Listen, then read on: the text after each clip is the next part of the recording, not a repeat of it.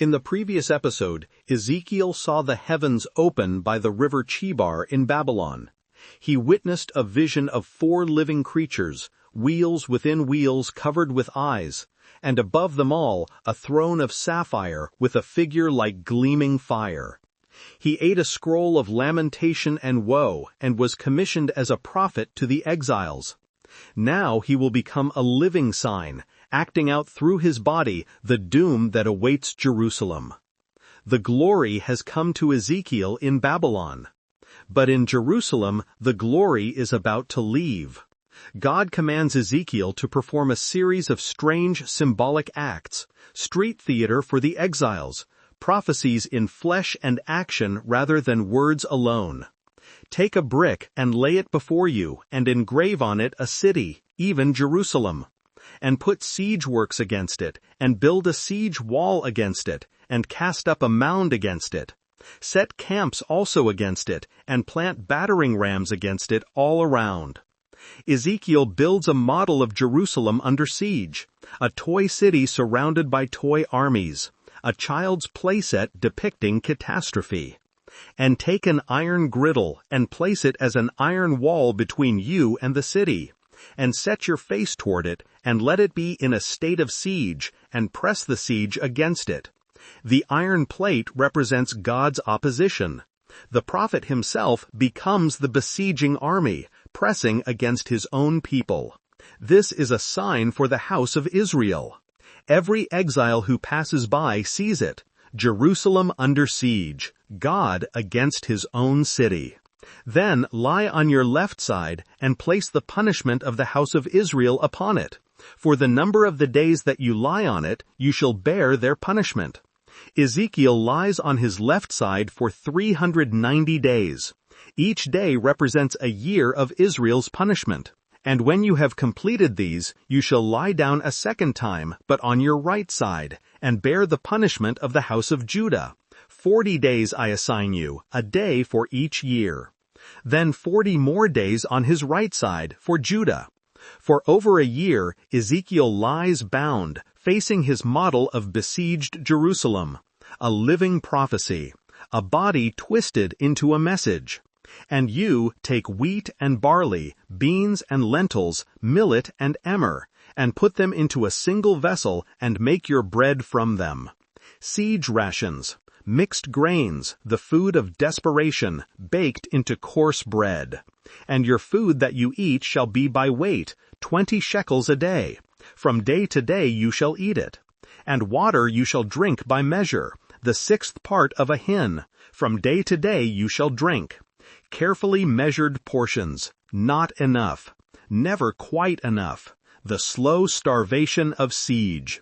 Thus shall the people of Israel eat their bread unclean among the nations where I will drive them. The meaning is clear. In exile, the people will eat defiled food. The purity they took for granted will be impossible to maintain. And take a sharp sword, use it as a barber's razor, and pass it over your head and your beard. Ezekiel shaves his head and beard. For a priest, this is humiliation. The beard is dignity. The hair is glory. Then take balances for weighing, and divide the hair.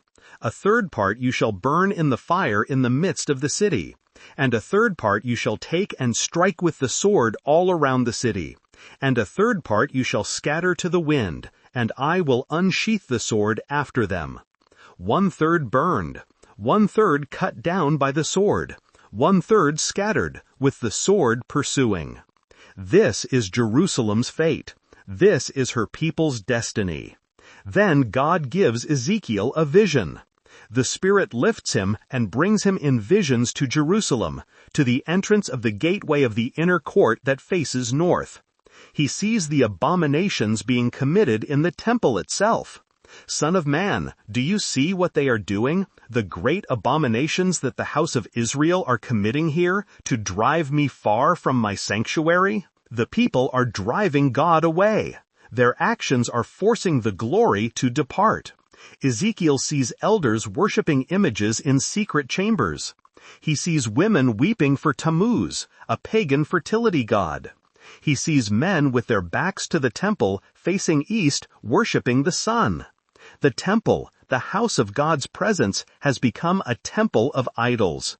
Then God says, "Therefore I will act in wrath. My eye will not spare, nor will I have pity. And though they cry in my ears with a loud voice, I will not hear them." The patience is exhausted. The judgment is sealed. And then Ezekiel sees the worst thing of all.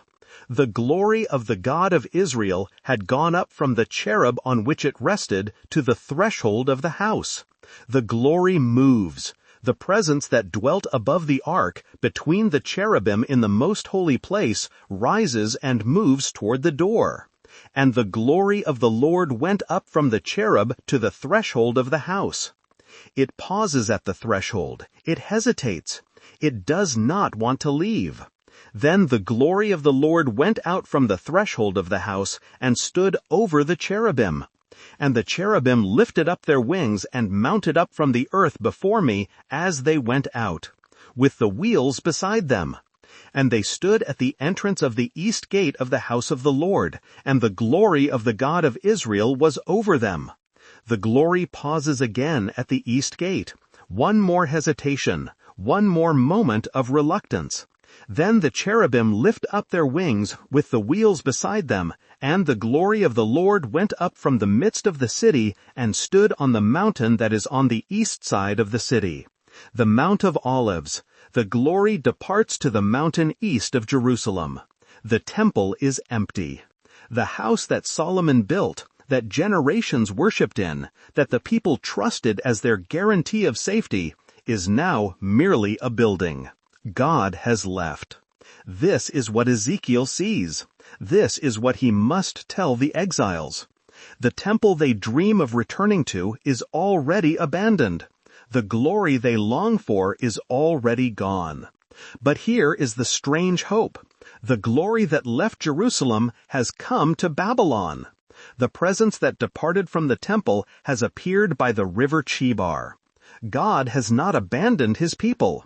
He has followed them into exile. Where they go, he goes.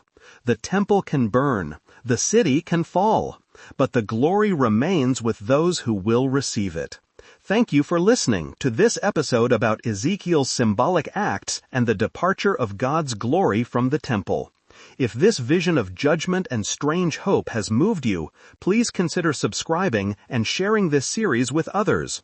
In the next episode, Ezekiel will stand in a valley filled with bones and hear God ask the impossible question, "Can these bones live?"